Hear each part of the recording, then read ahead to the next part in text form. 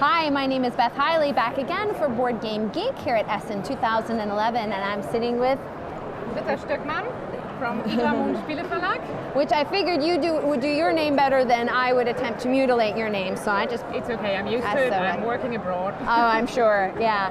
And we are here to talk today about an expansion. Not actually, an expansion. It's actually, I brought our game from last year, which is Expedition Sumatra. The next game, the new game that we brought is Expedition Sumatra Dadu Dadu. It has the same theme, but it's different mechanics, completely different mechanics. It's because we invented both games at the same time that they kind of ended up with the same theme. And Dadu Dadu actually is Indonesian, and it means dice. All right, so it's same world. It's different the same word, kind of the story behind it is the same because Sumatra is an island in Indonesia, and there are lots of interesting animals living there, very rare animals and unfortunately very endangered animals. And so we wanted to get people to know a few of them. In the game from last year we had only 5, and one was kind of special, the muntjak. Nobody knew the muntjak, we didn't know it either, or muntjak in English I think. And that animal was supposed to be extinct for over 80 years. And they have found another one like 3-4 years ago. Oh, wow. So it has to go in that game. And of course in here again. And lots of other interesting animals which you probably have never heard about. Which, you know, if anyone ever wanted to argue for the educational value of board games, there you go. There you go. So maybe I should just open the box? Oh yes, I know. I was very fascinated that the game plays out of the box. We're playing literally. We're kind of playing in the box. First of all, here you see our rule book. Just yesterday we got the Essen Feder, which is a prize for the best rule book. And the same pattern we used last year in Expedition Sumatra we used, of course, for the little brother Dadu Dadu as well.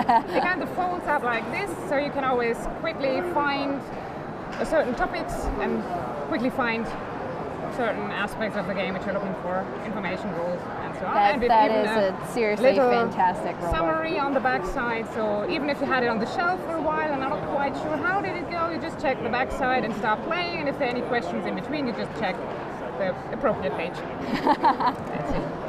Yeah, actually, I just explained the game, right? Oh yeah, okay. Dive right in. Okay, so Dadu Dadu plays in Indonesia, and actually this is not one game, it's 5 games. Let's see, what do I get up here? We've got 5 different boards here. Kind of, let's do it this way. Yep, yeah. We've got the first scenario, which is called Hutan. It's also Indonesian, and it means forest. Then on the back side we've got air, which is water in Indonesian. Then we've got malam hari, which means night or at night. So it's a night scenario. Pengunungan, that's in the mountains, and we've got Udara, this means airborne, like it's everything in the trees, so much flying or climbing. And on the last page we've got all these exciting animals which appear in the game with the names in German and English and Latin. So for those of you who really for the educated ones, exactly. And I actually just wanted to pause you there. The board has bumpers built into it, so you have a game board sits up above. Yeah. Now into the game box you can add those markers. You have to play the game as markers. Actually, we sell the game here on the fair with the markers optionally because many of our testers actually had some of those. So we thought the game here, get it for €90. But if you have markers at home already, you can get it cheaper. And these are just typical dry erase markers? Yeah, the dry, like IKEA, which you get everywhere. So, and you just put everything in the box. You can even put the rules in there. Everything goes in. Little tissue paper. Oh, I put the tissue paper. There we go. Sorry. Goes in.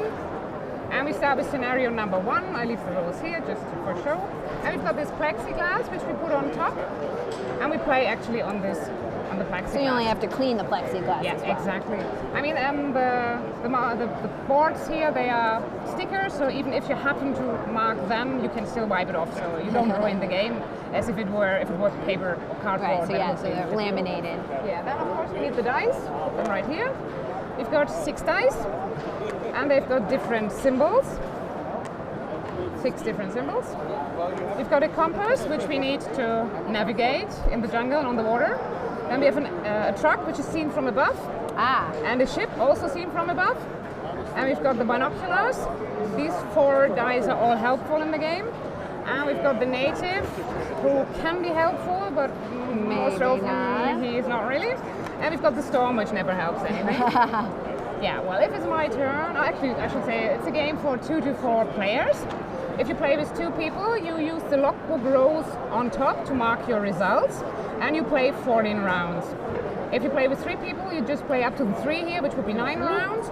And if you have 4 people, you play to the 4, so it's 7 rounds. And so everybody's playing here. Also that the score sheets are also marked to orient in both directions. Yeah, basically. It's not in all 4 directions, but so that right, but still you can kind of lean over and you know, so you can definitely have people on either side of the box. Rotate it, it's so that handy. is true. No problem. Everybody can switch it there, turn it their way. So everybody chooses a color, of course. I've got red here. And so if it's my turn, I roll all the 6 dice and see what happens. Actually, it's not like you roll 3 times or something, but you can roll dice as long as you can perform an action. All right. There are 4 different actions. The easiest one is to just store a die in the dock. You've got this little harbor area here, and you can store up to 2 dice in here. But the rest, if it's no use for me, I just roll them again. At the beginning, I see. And you were able to roll again because you did something. I did an action, actually. Exactly, yes. At the beginning, I always knew it needed a compass to get moving because we're starting at these little ship squares. These are the ports. Every player can start at each round at each port if he wants to. Okay. And can the same multiple players start at the same port? Yes, but they can't use the same route because if it's marked, it's taken. Nobody can go that way. Now I've got a good position. I can have a compass. I've got a ship and I've got a car. I've got even 2 ships, 2 cars. I've got all the options available now. Like I could start with this ship, for example, and do 2 route sections on land, like go down here. And I'm guessing 2 by water for the ship. Yes, 2 by, that would be like here or up here. They're different. I could even go with 1 ship here to save a die if I want to.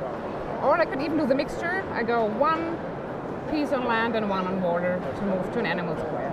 Like I could do that. I could take this out of the dock and, for example, mark my way here. So the compass gives you the ability to now start marking the trail on the map. If I need a compass to navigate, to move forward. Moving is only possible if you have got a compass and some means of transport, of course. Now I could put something new in the dock, or I roll the dice again. I could try to put the binoculars here, because if I want to discover an animal, here I've got the choice between the rhinoceros and the elephant. For the rhinoceros, I would need 2 binoculars and a truck. For the elephant, which is the big animal, I would need 2 binoculars and 2 trucks. I won't get the elephant, of course, if I only 3. Right, I can try. I've got 1 more space in the dock. I can put it here. Now that would be really lucky if I got binoculars. Now this would have been a tiger. For a tiger, I need 2 trucks and binoculars, but I don't have it. Too bad. So I can't use these dice. So I've used them all. That's the end of my turn. I would mark the day in the logbook with a slash because I only moved. If I let's say that last roll was successul. Let's say you were able to turn that into a rhinoceros. If I had this rhinoceros, then I would cross out the rhinoceros here and the 5 points here. And at the end of the game, of the tour, the round, I would mark 5 points here. Now, if you were lucky enough, do you have enough combinations of dice to be able to see more than 1 animal? Or? It can happen, like if you have already a bit into the game, if you've already built some routes, then you might stand in front of 2 animals and you get an orangutan here and a tiger there in one go, of course. So now we've got already 3 of the 4 action explained. First was storing in the dock, second is moving, third is discovering an animal, and remains the 4th one, exploring a site. So like if we've gone here already, and now we want to explore the site, we need the combination given here, which is a ship, a truck, and a compass, and then I get the town. I mark it here, and I mark it here as well, but only the lower half, because the sites in each scenario have a joker function. So if I have explored a site, I have one of these towns marked here, then at one point during the game I can use the joker and just repeat a die roll. Like if I have this situation here and I'm standing, let's say, in front of the rhino and I don't have a rhino and I roll it, like, okay, let's say I roll this and I still don't have what I want, then I say, okay, let's try again. I use my joker and I use all these 4 dice. Without having to use your action. And I was bad luck, but I can still move. I can do something else and move across the game. Sometimes it does happen that you can't do anything, which of course is stupid. Then you do a 0 here. But the 0 is not 100% negative, because if it happens again, if you have another roll where nothing, you can't move, you can't get an animal, you can't explore a site, nothing works, then you can cross out the first 0 and roll all the dice again to get an extra move, which might be important if you've got a situation like, I try to get this elephant, but it's very unlikely that I get it, but hey, if I don't get it, it will be another 0 roll, so I can roll again. So that is a viable strategy to double 0 yourself on purpose. That's it. So we've got everything basically explained. So we've got the 4 actions: storing, moving, discovering animals, and exploring sites. There's one symbol left which you have to explain, which is the trap here. The trap works the same way as the animal fields, just that you've got better chances, because here you have always a choice between 2 animals. You can either get a tiger or a rhino, but no orangutan and no elephant. If you have a trap, you can get one of the upper 4 animals. So you've got a 1 out of 4 instead of 1 out of 2. So it's a bit better chance. Yeah, and the game ends, of course, at the end of the 14 rounds, if we 2 would have been playing. Then we count our points, and there's also a bonus of 6 points for the person who's got the longest connected road or route. And these 6 points can be the thing that decides the game. So it makes sense to build a route and even take, okay, I take this monkey, it's only 2 points, but at least I built my road. And is it the single longest continuous road? Yes, so like a branch would not be helpful? No, bifurcations or anything has to be the longest. It might be a circle going somewhere, but it's fine, yeah. But no branches. Yeah, so and that person gets these 6 points. Who's got the longest route there, the longest whatever. And yeah, who's got the most points wins the game, of course. Now, what about those storms? Yeah, that's those 2 things I have to explain. Yes. If you've got 2 storms in a dice roll, then it means you can't move. So move, even if you've got a compass and the cars or the ships you need, you can't move. And if you've got 2 or more natives, you won't be able to discover animals. You'll be standing there and you won't see them. So he keeps them away. So basically these 2 hinder you. And the other thing is you all play on one board, so you can block off each other, get an animal which somebody else wanted, and cut off his route. So there's a bit of interaction as well. Now, let's say this was my very first roll, and I got 2 natives. That doesn't matter, because in the beginning you have to move, and you're not close to an animal square yet, so you would try to use these dice to use the compass and the means of transport to get away from one of the starting. All right. Well, let's say now, as my action, I decided to save my compass. Maybe I want to need it. Maybe I need more boats or more. Whatever. Yeah. If you want to have 2 boats. Now, so then I'm still going to roll these, even though I'm still going to roll everything. So it only that double penalty only comes only up for that moment. Like you can say, okay. oh no, I don't want that. Let's go again. I did an action. Oh, now I've got the storm. Now I can move, but I can place something here. So you're not pulling those out and being stuck with them for your whole turn. You have those 6 dice at your disposal the whole All time. right, so not as evil as I first thought. No, it's not that evil. No, they stay. You can just roll them again. And it also, of course, makes sense to look what's the worst of an orangutan at the moment and a tiger. Sometimes they've got the same value at a certain moment, and of course it makes more sense to take the orangutan because you save a die, right? For example. So they do. Generally, the values seem to go. Now, one row is going up in value, one row is going down in value. That's on this scenario. On the other scenarios, we've got different strategies. I can explain what are the differences in the other scenarios. And I have to say that plexiglass is so good that I actually forgot it was there until you just lifted it up. That's the way it has to be. Yeah, here we've got the water scenario, so they're animals living close to the water. And as you can see here, the first animal is worth more points and the second one is less, so that changes. We've got different, instead of a truck, we have to have a ship here, for example, to find an animal. We've got a different joker. This one is a very strong joker, and the native is our friend here. Not normally. If it's a normal turn, it will block you from discovering animals, but if you have explored this hut before, the village, then you can use the joker, cross off the roof, and use all the natives you have in that row as any symbol you like. So they're kind of super jokers. Yes, I was going to say that's more of the classic definition of a joker. Exactly, that's really a joker. Then we've got the night scenario. In the night scenario, as you can see, there are night animals, and we've got a different combination of what you have to roll. It's not just always, it always has to be binoculars, it's for every discovering.